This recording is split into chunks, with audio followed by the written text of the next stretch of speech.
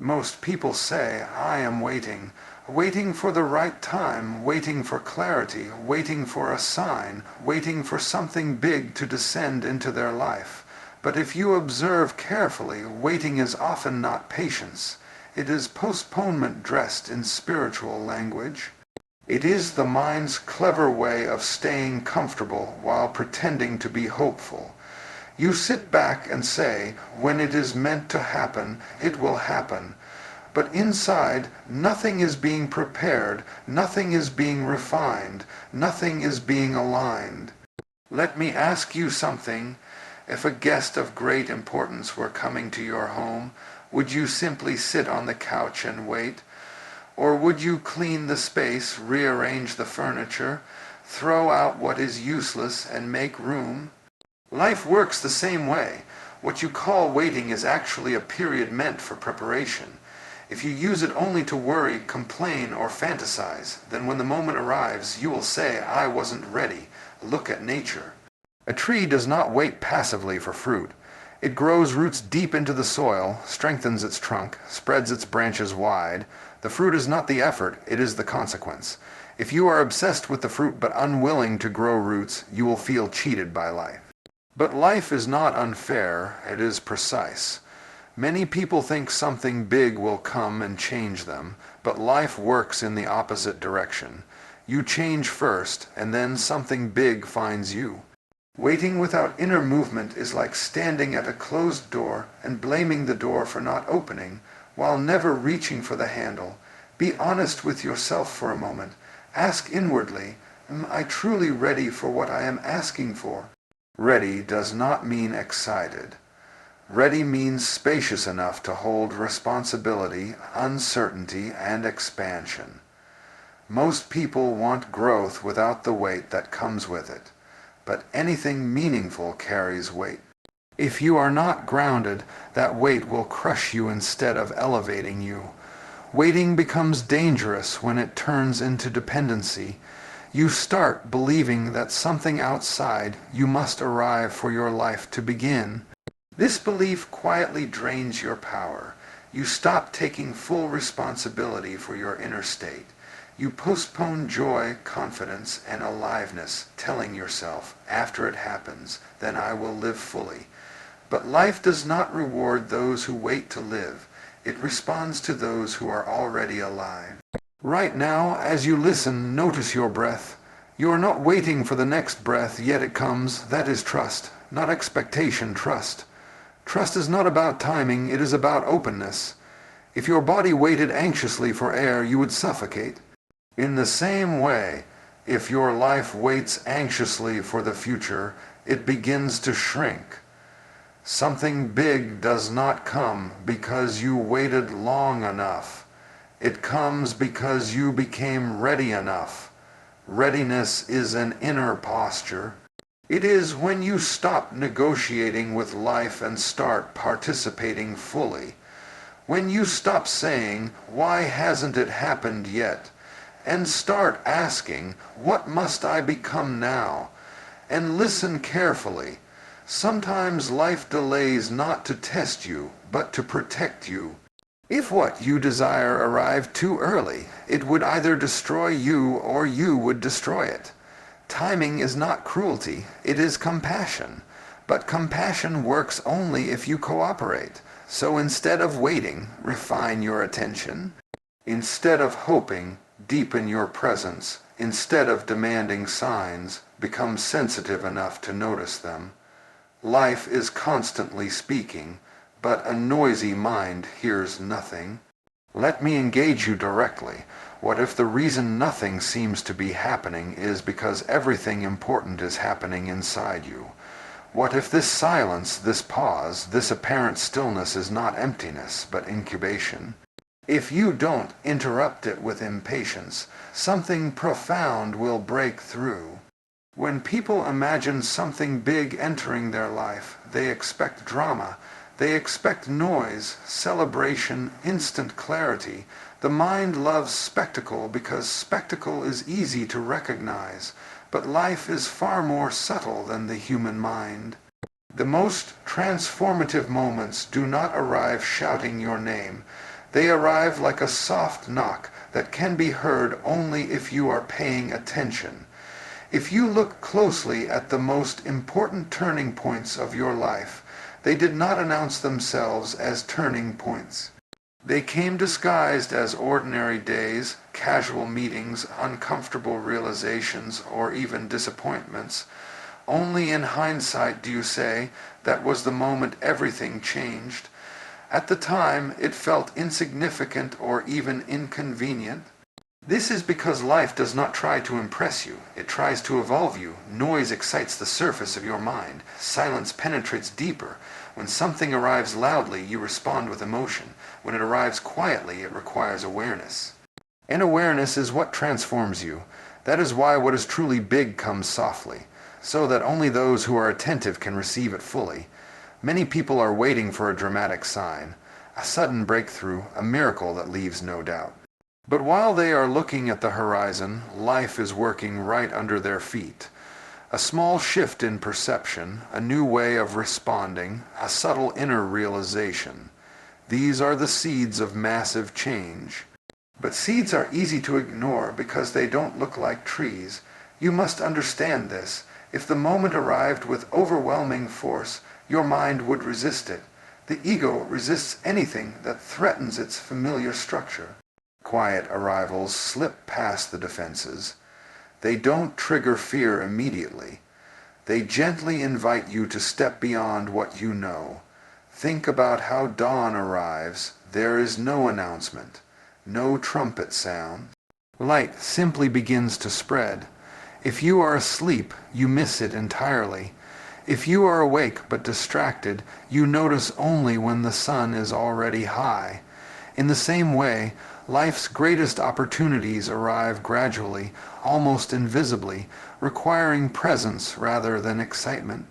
This is why periods of silence often precede major transformation. When external stimulation reduces, inner sensitivity increases, but most people panic in silence. They fill it with noise, constant activity, endless thinking, distraction, because silence feels unfamiliar. They mistake this unfamiliarity for emptiness. In reality, silence is the womb of creation. If nothing dramatic is happening in your life right now, do not assume nothing is happening at all. Life rarely rearranges itself all at once. It shifts you first. Your priorities change. Your tolerance for nonsense decreases. Your attraction to superficial things fades. These are signs that something big is aligning, not signs that you are stuck. Let me ask you something directly. Are you truly listening to your life, or are you waiting for it to shout? If you need life to scream at you, you are not attentive enough yet. Sensitivity is not weakness, it is intelligence. The more sensitive you are, the less noise you need to recognize truth. Sometimes what comes quietly feels uncertain. It does not come with guarantees. It comes as a subtle pull, an inner nudge, a sense that something is no longer right or no longer enough. Many people ignore this because it feels unstable, but instability is not always a problem. Sometimes it is an invitation to grow beyond your current limits. When something big is approaching, distractions often fall away. What once excited you no longer satisfies. Conversations feel shallow. Old ambitions lose their grip. This can feel like loss, but it is actually clearing. Life is making room by gently loosening what no longer belongs. When discomfort enters your life, the first reaction of the mind is to label it as a problem. You say something has gone wrong, something is broken, something needs to be fixed immediately. But discomfort is not always a signal of failure. Very often it is a signal of expansion. Life uses discomfort the way a sculptor uses pressure. Without it, the form never emerges. If you observe carefully, everything that grows stretches beyond its previous boundaries. A muscle strengthens only when it is pushed past comfort. A seed splits open before it becomes a tree, But when this happens in your own life, suddenly you call it suffering and begin to resist.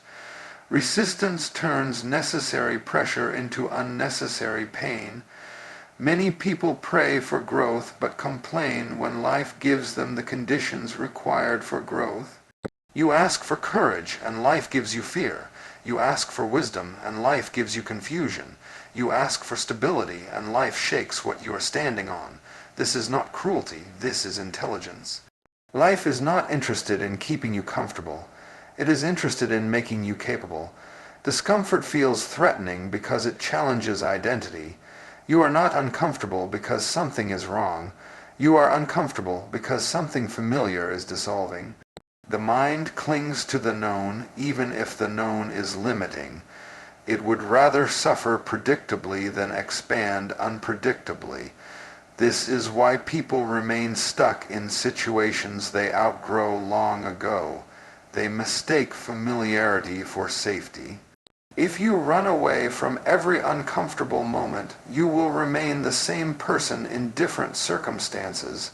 The outer situation may change, but the inner pattern repeats.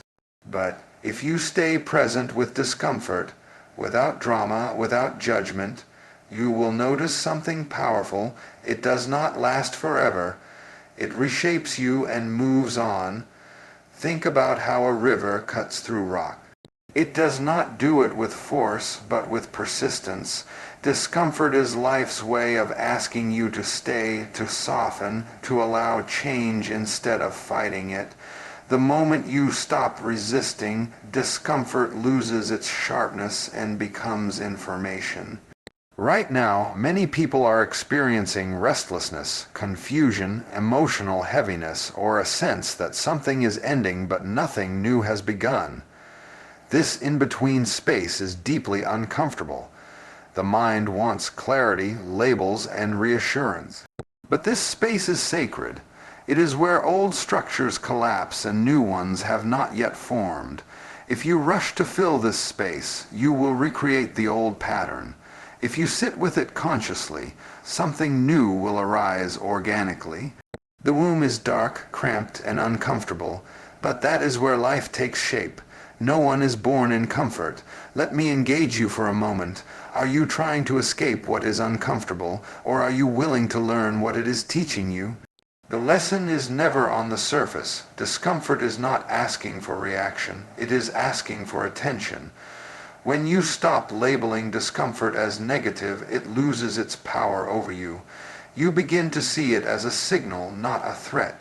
You realize that life is not pushing you away from something. It is pulling you towards something larger. The greatest danger is not discomfort, it is numbness. When life stops challenging you, growth stops. Comfort can quietly turn into stagnation, and stagnation slowly becomes decay. Discomfort, on the other hand, keeps you alive, alert, and evolving. One of the quiet reasons people miss what life is offering is not because they lack ability, but because they cling to an image of who they think they are. Identity can become a comfortable prison. You repeat the same story. This is my nature. This is my background. This is my limitation. This is my role. And slowly that story hardens into a boundary. Life may be trying to take you far beyond it, but you keep insisting on staying recognizable to yourself. Small identities feel safe because they are familiar. Even if they cause suffering, at least they are predictable. The mind prefers a known pain over an unknown possibility. So when something bigger begins to approach, the first thing that happens is not celebration, it is resistance. You feel unsettled, unsure, even threatened, not because what is coming is wrong, but because it does not fit into the old definition of me. If you are deeply attached to being a certain kind of person, the struggling one, the strong one, the victim, the achiever, the caretaker, you will unconsciously sabotage growth that requires you to drop that role. Life is not interested in preserving your labels. Life is interested in expansion. and expansion always demands that something familiar be left behind. Think about how a snake grows. It does not add a new layer on top of the old skin. It sheds. If it tries to hold on, it suffocates. In the same way, if you try to hold on to who you were while stepping into something larger, the growth will feel painful, confusing, and chaotic, not because it is wrong, but because you are wearing a skin that no longer fits. Many people say they want something big, greater impact, deeper fulfillment, more abundance. But they want it to arrive without disturbing their self-image. They want the reward without the redefinition. But life does not work that way. The size of what you receive is directly related to the size of identity you are willing to release. Let me ask you directly, who would you have to stop being in order to receive what you desire? Not what would you have to get, but what would you have to let go of? The answer to that question is often uncomfortable, which is why people avoid it. But avoidance keeps you small. Clinging to identity also keeps you stuck in comparison. You measure yourself against others, against past versions of yourself, against imagined expectations. This constant measurement shrinks your inner space. A small inner space cannot hold a big experience. If you want something expansive, you must become spacious. Sometimes life creates situations where your old identity no longer works. The strategies that once helped you fail, the roles you played no longer bring fulfillment. This is not betrayal by life. This is invitation. Life is saying, be more than this. But instead of listening, many people panic and try harder to be who they were.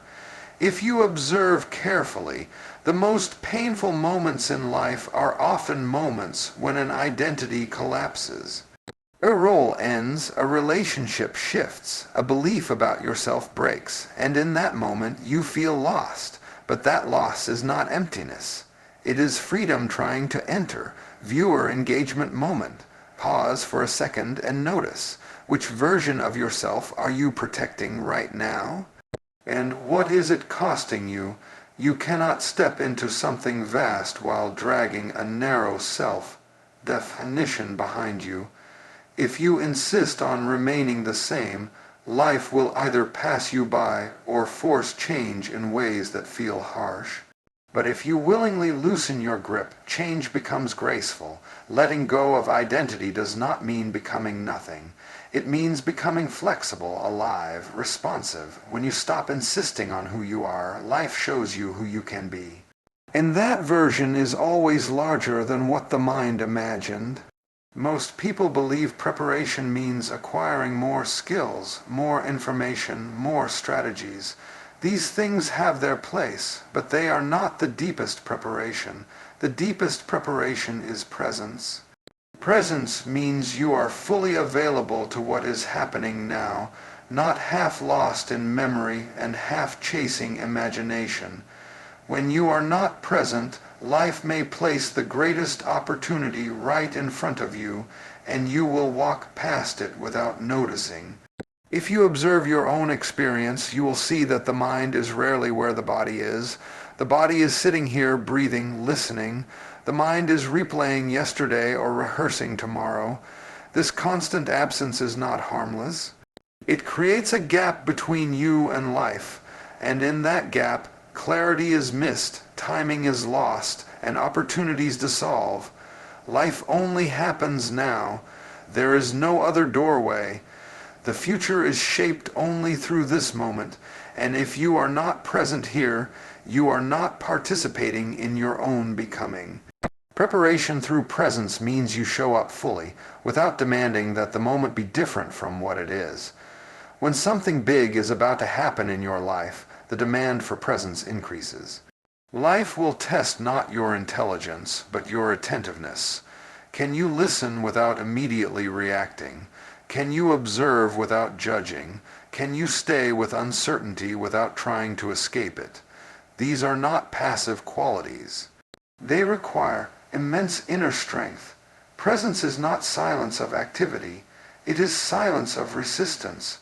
You may be doing many things, but inwardly there is no friction. When you are present, even simple actions carry depth. Even ordinary days carry meaning. And because of this, you begin to notice subtle signals, small openings, quiet invitations, gentle shifts that a restless mind would overlook. Many people ask, "What should I do to be ready?" The answer is simple but not easy. Stop being divided. Stop arguing with reality. Stop postponing your attention. When you are fully present, your intelligence functions at its highest level. Decisions become clearer. Responses become appropriate. Effort becomes efficient. Presence also dissolves fear. Fear exists only in time. Regret belongs to the past. Anxiety belongs to the future. When you are truly here, fear has nowhere to stand. This fearlessness is not bravado, it is stability. And stability is essential if something big is to enter your life. Without it, even a blessing can feel overwhelming. Viewer engagement right now. Notice where your attention is. Is it fully with these words, or already drifting elsewhere? That small observation is the doorway. When you are present, you do not chase experiences. Experiences come to you naturally. Life does not need to be forced, it needs to be met. A present person is like an open field. Whatever comes, rain or sun, is received without resistance. This openness is what makes growth effortless. Presence also refines perception. You begin to see things as they are, not as you fear them to be or wish them to be, and this clarity prevents unnecessary suffering. Many struggles exist only because the mind is not aligned with the moment. When alignment happens, struggle reduces, even if challenges remain. Preparation through presence means you stop rehearsing how life should unfold and start cooperating with how it is unfolding. This cooperation does not make you weak. It makes you powerful, because now your energy is not wasted on inner conflict. It is available for creation. If you can be completely present in small things, listening, walking, breathing, speaking, you will be present when something big arrives. Presence is a habit. You don't suddenly become present for major moments if you are absent in ordinary ones. Life trains you every day. When the moment comes, and it will, you will recognize it not by excitement, but by clarity. There will be no confusion, no rush, no desperation, just a quiet knowing that this is the step to take. Stay here, stay open, stay present. One of the greatest struggles of the human mind is its obsession with timelines. You want to know when. When will it happen? When will it change? When will life finally deliver what you have been waiting for? The moment you attach a timeline to trust, trust quietly dies and turns into anxiety. You may call it hope, but inside it is tension. You are not at ease. You are bargaining with existence. Life does not function according to your mental calendar. It functions according to readiness, and readiness is not something you can force. You cannot rip open a bud and demand it to become a flower sooner. If you do, you will destroy it. The same intelligence that knows when a fruit must ripen also knows when your inner world is capable of holding what you are asking for. When you impose timelines, you reduce life into a transaction. You say, "I have suffered enough, now I deserve," but life does not operate on emotional accounting. It responds to alignment, not entitlement. The moment you say, "It must happen by this age, by this year, by this condition," you create resistance. You tighten, and when you tighten, you become incapable of receiving something large. Many people think trust means believing that what they want will come. That is not trust. That is expectation. Trust means knowing that whatever comes will serve your growth, even if it does not match your imagination. Trust is relaxation, not anticipation. It is the ability to remain open even when the mind has no answers. Observe yourself honestly. When you are waiting with a timeline, are you truly present in your life? Or are you mentally living in the future, postponing peace until something happens? This habit quietly robs you of aliveness. You start living as if today is a rehearsal, not the real performance, but life does not repeat scenes. This moment will not come again. Sometimes what you are asking for does not arrive because your idea of it is too small. Life may be preparing something far more profound than what your mind can currently conceive. But if you cling tightly to a specific outcome, you block what is trying to enter. An open hand can receive, a clenched fist cannot. There is also compassion in life's timing that people often misunderstand. If what you desire arrived before you were grounded enough, it would destabilize you. If it came before you were mature enough, you would misuse it. If it came before you were humble enough, it would inflate your ego and hollow you out. Delay is not denial. Delay is refinement, viewer engagement. Pause for a moment and ask yourself, if what you are asking for arrived tomorrow, would it bring peace or would it bring fear?